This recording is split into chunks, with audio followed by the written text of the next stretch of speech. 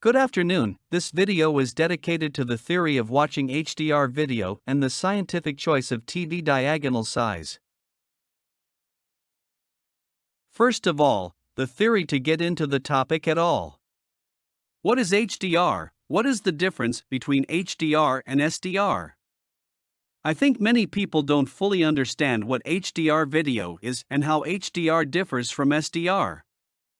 This is probably because of incorrect descriptions and pictures that were originally shown at presentations when talking about HDR and its differences. This one has nothing to do with HDR video. As HDR translates, it's high dynamic range. What dynamic range is, it's the ratio between the minimum and maximum brightness level. The greater this difference, the greater the dynamic range and the greater the contrast. Therefore, it is more correct to show a picture like this. Approximately so, and it should look like this. If on SDR is just a cave and in the distance is not very bright light of the sun, then in HDR this effect should look like a bright light you are blinded, while in this bright spot you can highlight details and gradations. So people get confused and think that if a movie is in HDR, it should be brighter than SDR. Actually no, the HDR standard is meant to provide a margin of brightness to show those parts of the image that have brightness higher than diffuse white light. This means for glare from lights, light sources, explosions, reflections of glare on water, metal and others. For this reason, the overall brightness of the entire image will not be higher than in SDR. Brighter should be only individual elements of the image, which will give this effect HDR. The rest of the image in brightness will be either about the same as SDR, or even darker, but some movies are made under 203 nits of diffuse light, so the highlights of the normal image range may be bright.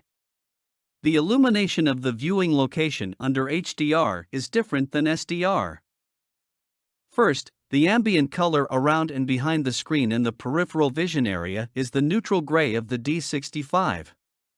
Second, the total illumination in the HDR viewing room is no more than 5 candelas per square meter, in SDR it was 10. The illumination around and behind the screen is 5 candelas per square meter.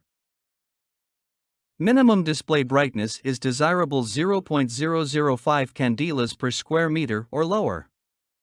This means that edge-lit TVs are not suitable for HDR viewing.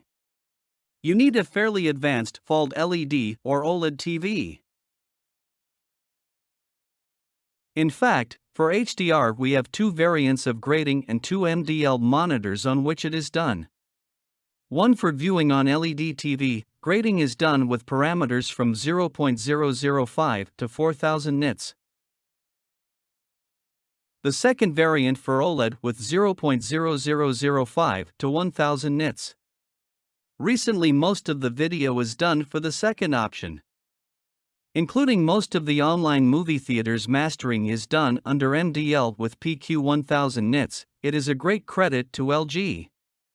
It is OLED TVs of this brand are used in studios for testing and verification when creating content in DV. HDR uses the BT 2020 color space, not BT 709. However, there is not a single household TV that can show this space in its entirety, so at the moment really used a narrower range of DCI-P3. It incidentally also not on all TVs has 100% coverage. Although movie mastering is done under the capabilities of BT 2020. In order not to remake in the future. This is a problem with modern TVs, they can provide color saturation in a certain range. The higher the brightness, the less saturated colors can display TV. But taking into account that most of the HDR effects with more than 200 to 300 nits are glare, light of lamps or sun and explosion effects, there is quite a narrow real range of colors, so in real video lack of saturation is not very conspicuous. Once again I repeat that this is when viewing in the dark, when there is no attempt to increase the brightness of the image. Let's find out about the TV screen size again, because for HDR it's even more important. For example, we have two screens, one 55 inches, the other 77 inches, both have the same brightness, for example 600 nits or more correctly 600 candelas per square meter. we watch both of these screens from a distance of, for example, 2 meters in a darkened room. What do you think, on which screen will be more pronounced HDR effect, or on which screen the image will give you more luminous flux? Naturally on the bigger one, because the 77-inch screen has almost 2 times more screen area, and the illumination from this screen will be more, although the brightness itself will be identical according to the measuring devices.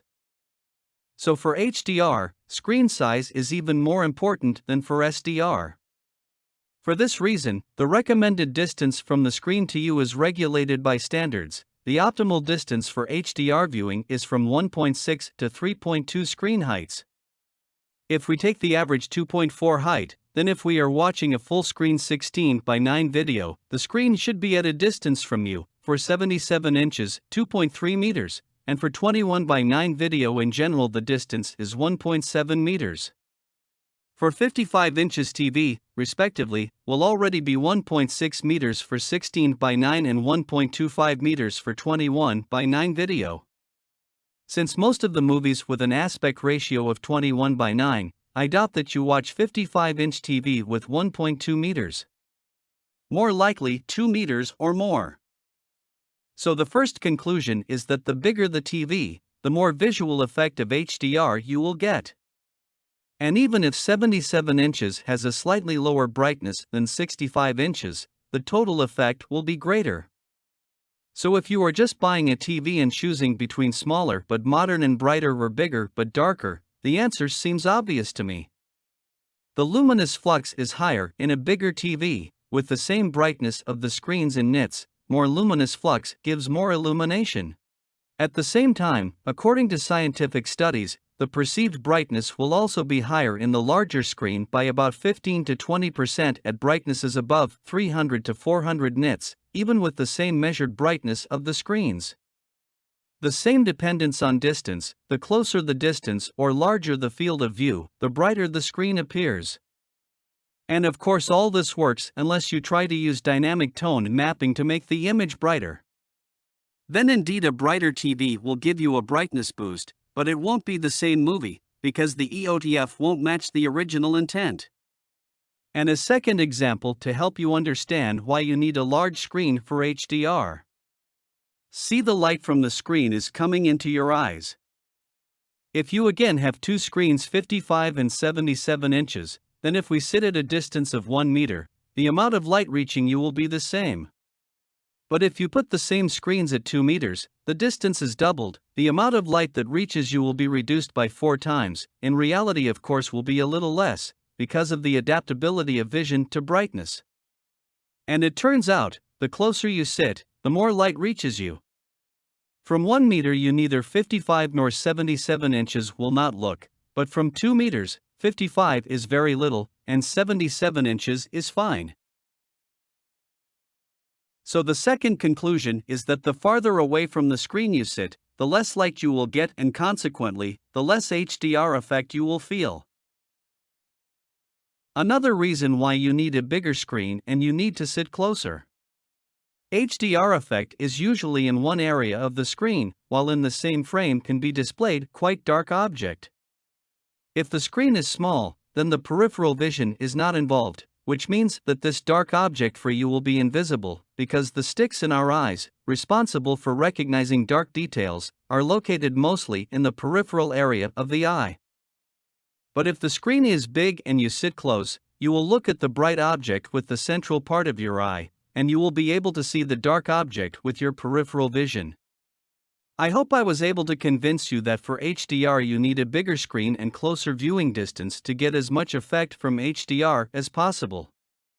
But the brightness of the TV in HDR should not be the first thing to look at when choosing a TV, especially if the choice is smaller but brighter or bigger but darker. It is enough to make it sufficient to create an HDR effect.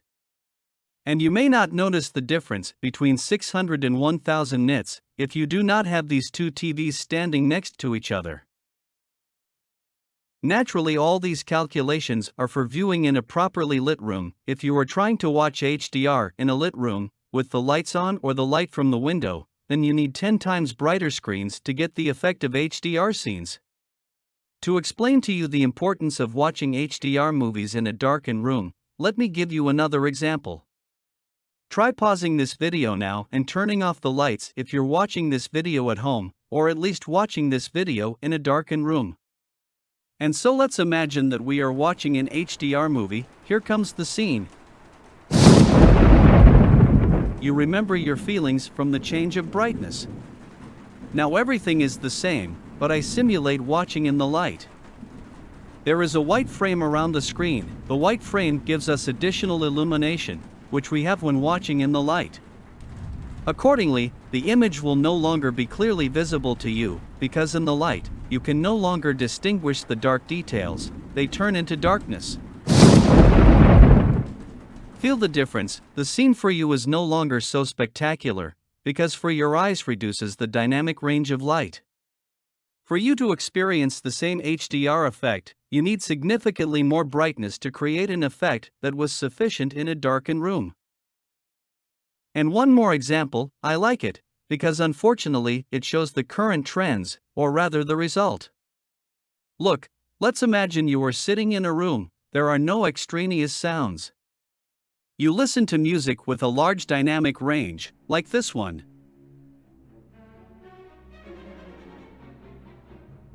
You hear both quiet sounds and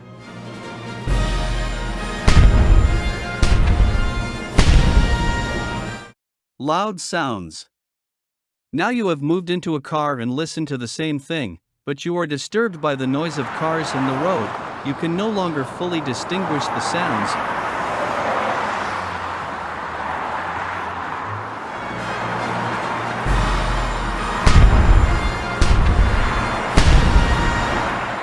You hear only louder sounds.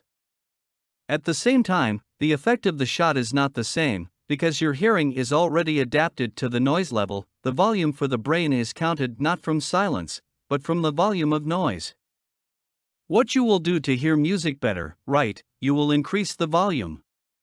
But your TV is not capable of such a trick. Besides, HDR video itself has absolute coordinates, so even if you have 3000 nits in your TV, increased brightness will not make dark details brighter, only effects that are prescribed for this brightness will become brighter.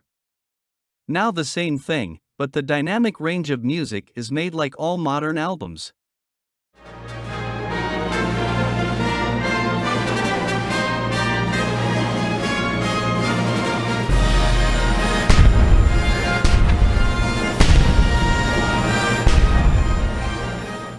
Even quiet sounds will be loud for you, you hear them more clearly, but a gunshot or thunder is not so frightening for you, because there is no reserve of this range, everything is compressed. And actually, if you take a CD which mastering was done in the 80s and the same album but remastered after the 2000s, the dynamic range will differ many times. Modern albums do well if with DR6, most of the below 5. And how this compression looks on TV, right, it's dynamic tone mapping. You turn on HDR bright mode and the DTM function. What it does is it does a range compression so you can see both the darker details and the brightest, but not so bright anymore, just because the room is bright. Actually, Dolby Vision IQ works on roughly the same principle, but it does a more complex compression to preserve a little bit of dynamic range. And it turns out that you are watching almost the same compressed image as you get a regular SDR. Then the question arises, why then watch HDR, when it is not much different from SDR? I hope I was able to convince you that watching HDR in the light, or as some people try to watch HDR in the living room, which has 4 windows, but there are no curtains, because the design is not supposed to, is wrong. But these people turn on HDR, turn on the maximum brightness, all the functions to make the image brighter, but then still on the forums start complaining that this TV is not bright, HDR video is dark. But the saddest thing is that instead of explaining to people how to properly watch HDR video, manufacturers go to meet them and make a more aggressive DTM, Dolby Vision IQ. And it seems to me that we will come to what we have now in the music industry. Movies will start to be graced with lower PQ, for example PQ 300. As it is not funny, while doing the voiceover, DaVinci released a new version, which just has a variant of MDL with PQ 300 for Dolby Vision. It will be more compressed, less peaks, lower requirements for TV, but will not be the original idea that was invested in the concept of HDR. Dolby Vision has the same principle, to optimize the image for the capabilities of current TVs. But here at least more good purpose is used, because really while TVs are limited in brightness. But I welcome the decision to optimize movies for OLED displays. Since it is they due to the ability to show the lowest brightness levels, make it possible to get a more pronounced HDR effect in a darkened room. If of course we look in the right conditions.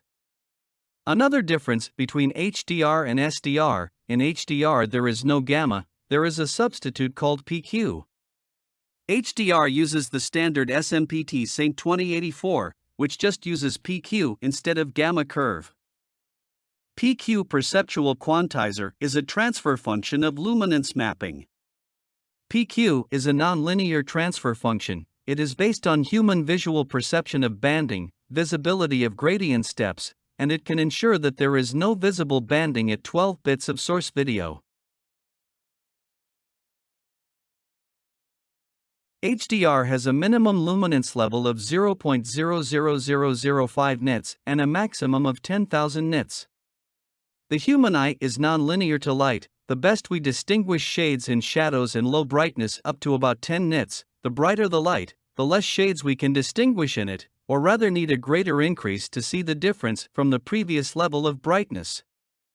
The perceived brightness is not equal to the actual measured brightness.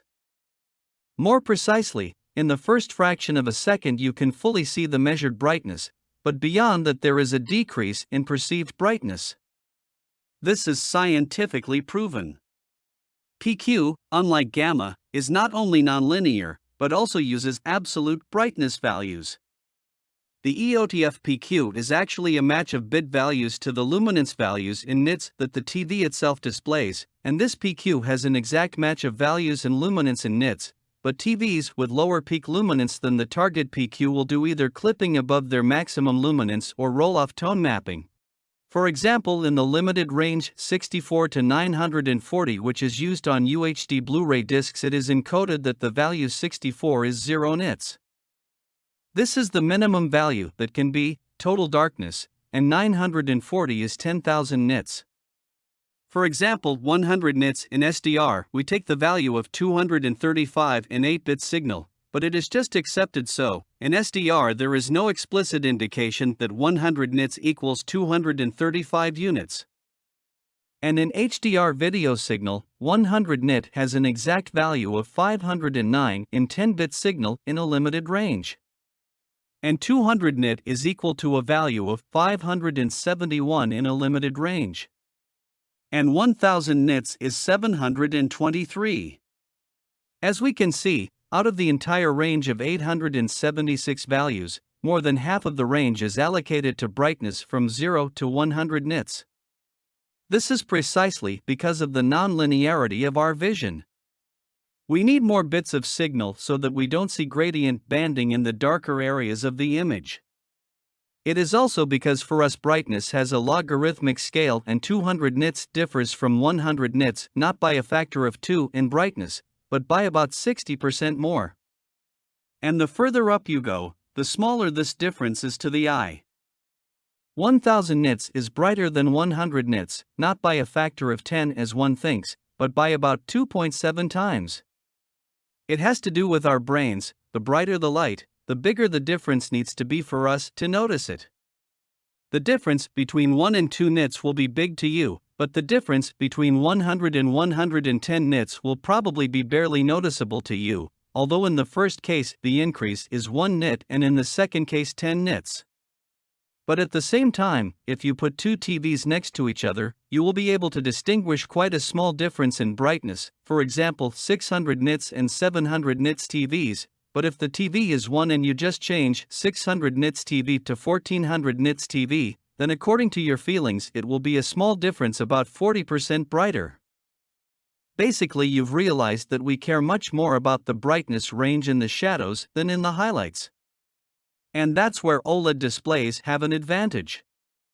Another important digression: if we look in the dark, then 1000 nits on the whole screen for our vision is very much. The brain will automatically cover the eyelids at this point. Therefore, for normal, proper viewing in a darkened room, it is important not full screen brightness, but local, point brightness, to make a part of the image brighter here, for example. Also for understanding, we have for the range of brightness, if we proceed from the standard 100 nits in the 8-bit range is formally 219 grayscale. At the same time at 10-bit signal we have 445 values in this range. And it turns out that in total we have only twice as many grayscale values in the range from 0 to 100 nits, not 4 times, as it seems. And further on, less and less gradations are allocated. Therefore, for HDR video with a 10-bit signal, the presence of banding or steps on the video nonlinear. Therefore, the ability of the TV to smooth gradients for HDR video is probably even more important than in SDR, but 12-bit signal already really has a significant advantage in the quality of gradients display. Because there are already 4096 values for the whole range of 10,000 nits, really 4 times more than in 10-bit video. Let me explain why this is so. From the player we have odd values in 10 bits, so in the signal itself everything is fair, we have really 4 times more values for the brightness channel than SDR. And here is already the TV must in accordance with these values, each of them to translate into brightness and output with this brightness, and it turns out that, for example, the value of 500 is 90 nits, and 501 is 91 nits, the difference between them 1 nit, and for example 720 is 973 nits, and 721 is 983 nits. That's 10 nits of difference. It seems like a lot, but in fact at these levels of brightness for our eyes it is already difficult to see the difference, but in general it is possible. That's why gradient smoothing is important for 10-bit video as well. Only a 12-bit signal can solve the problem. Then there is another interesting peculiarity. HDR-PQ, because of the absolute scale of measurement, does not have a strict reference value of diffuse white color. Now depending on the scene and the movie, it is made in the range from 100 to 203 nits. And there's a downside to that. If the video has 200 nits of diffused white, the range of brightness without glare is more stretched than at 100 nits of video, which means there will be more scenes where the average brightness level of scenes will be lower than if it was at 100 nits. As a result, such video will appear darker. When viewed in less than ideal conditions where there is ambient light, the darker details will be poorly discernible. In this regard, by the way, HLG standard is much more correct and convenient HDR standard. It uses a gamma curve as in SDR video. The signal is scaled on each screen, depending on its capabilities, and it is possible to adjust the gamma to the viewing conditions, but the truth is that HLG has its own problems with brightness. By the way, Dolby Vision IQ is just an attempt to overcome this absolute scale PQ HDR. In this standard, it tries to adjust to the current lighting in the room. So because of the absolute nature of HDR PQ, controlling the light in the viewing room is important, because the video may appear darker due to the fact that darker shades will not be raised to compensate for the extra light in the room. Especially on TVs that strictly follow the PQ curve. But given that HDR does not have a strict standard, then following PQ is left to the manufacturer's conscience. This can be clearly seen when comparing PQ EOTF of different TVs. Here you can see the bending of the graphs near the peak brightness. This is the work of the so-called roll-off tone mapping. The TV tries to either hard crop normally for the PQ 1000 or compress the brightness for the PQ 4000 using roll-off tone mapping. Roll-off tone mapping can affect colors and the image below the peak brightness of the TV, so the better the tone mapping, the less defects in the image. Another fact to consider, the lower the peak brightness of your TV, the more it will show an advantage in brightness and detail visibility when watching Dolby Vision compared to HDR10, of course if Dolby Vision grading is done professionally. When there is a lot of data in the RPU that makes dynamic adjustments. And the opposite is true, the brighter the TV, the smaller the difference in images will be between HDR and Dolby Vision video, all other things being equal. For example, when watching a movie with MDL 1000 nits on a 1000 nits TV, there should be no difference between DV and HDR in theory, although it will still be there. But when watching the same movie on a TV with a peak of 600 nits, there will be a slight difference. For a 4000 nits movie, the difference will be even more noticeable. 600 nits TV will try to compensate for the lack of brightness for DV scenes and will compress both brightness and colors. But in total will make a more detailed image with more details in the lights than the HDR version on the same TV if not used dynamic tone mapping. But now many modern TVs with advanced HDR perform tone mapping dynamically, so-called DTM. We'll probably finish for today, the video was too long. Please subscribe and like it. Thanks for watching.